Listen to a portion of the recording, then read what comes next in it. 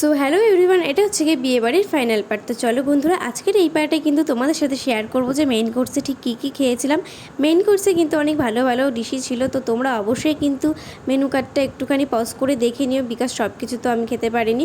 তো ফার্স্টেই পাতে পড়ে গেল চিকেন সাড়ে, যেটা খেতে কিন্তু দুর্দান্ত ছিল, আমার বেশ ভালো লেগেছিলো।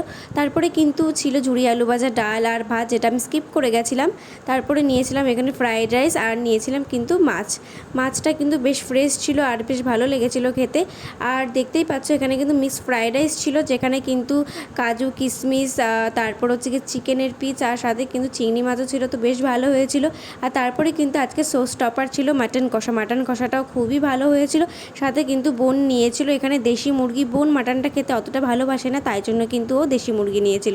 আর দেখো বন্ধুরা, মাটনটা কতটা সফট হয়েছে, জাস্ট ধরার সঙ্গে সঙ্গেই কিন্তু খুলে পড়ছিল, অসাম খেতে হয়েছিল, তাই জন্য কিন্তু আমি দুবার নিয়েছিলাম।